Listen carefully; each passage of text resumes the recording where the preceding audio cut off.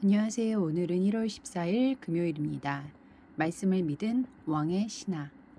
예수님은 표적에만 관심을 두는 갈릴리 사람들의 태도를 꾸짖으시며 아들을 고쳐달라고 온 왕의 신하를 통해 참 믿음이란 말씀을 듣고 믿는 것임을 가르치십니다. 오늘 말씀은 요한복음 4장 43절부터 54절까지 말씀입니다. 표적을 본 믿음. 이틀이 지남에 예수께서 거기를 떠나 갈릴리로 가시며 친히 증언하시기를 선지자가 고향에서는 높임을 받지 못한다 하시고 갈릴리에 이르심에 갈릴리인들이 그를 영접하니 이는 자기들도 명절에 갔다가 예수께서 명절 중 예루살렘에서 하신 모든 일을 보았음이더라. 예수께서 다시 갈릴리 가나에 이르시니 전에 물로 포도주를 만드신 곳이라. 왕의 신하가 있어 그의 아들이 가버나움에서 병들었더니 그가 예수께서 유대로부터 갈릴리로 오셨다는 것을 듣고 가서 청하되 내려오셔서 내 아들의 병을 고쳐주소서 하니 그가 거의 죽게 되었음이라. 예수께서 이르시되 너희는 표적과 기사를 보지 못하면 도무지 믿지 아니하리라. 신하가 이르되 주여 내 아이가 죽기 전에 내려오소서. 예수께서 이르시되 가라 내 아들이 살아있다 하시니 그 사람이 예수께서 하신 말씀을 믿고 가더니 내려가는 길에서 그 종들이 오다가 만나서 아이가 살아있다 하거늘 그 낫기 시작한 때를 물은즉 어제 7시에 열기가 떨어졌나이다 하는지라.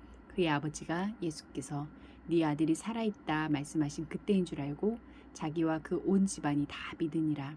이것은 예수께서 유대에서 갈릴리로 오신 후에 행하신 두 번째 표적이니라.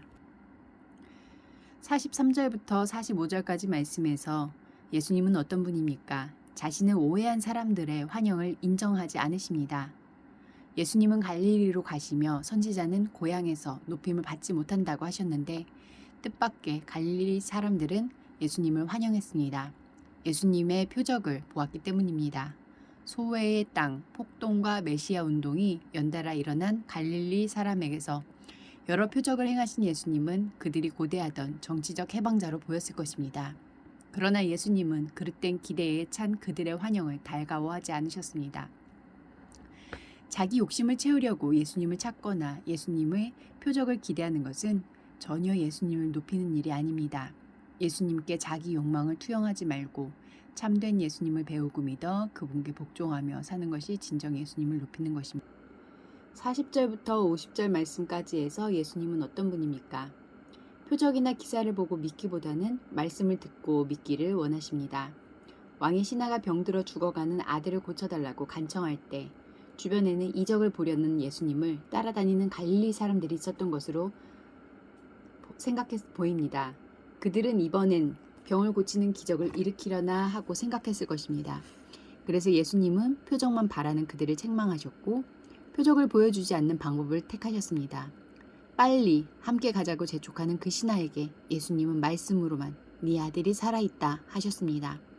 그러자 신하는 그 어떤 표적도 보지 않고 말씀만 믿고 돌아갔습니다.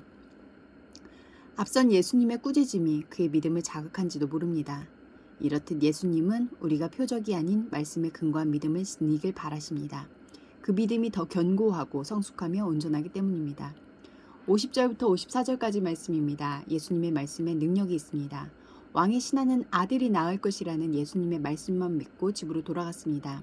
그때까진 아무런 표징도 보지 못했지만 돌아가는 길에 예수님의 말씀이 나타낸 표적을 확인하게 되었습니다.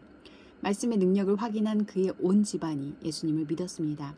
주의 말씀은 능력이 있어 기록된 바를 모두 실현하여 우리 앞에 표적으로 나타낼 것입니다. 말씀이 우리 앞에 있는데 무슨 표적을 더 바라겠습니까? 기도하시겠습니다. 공동체를 위해서는 말씀의 능력이 있음을 믿고 언제나 말씀을 따라 살게 하소서.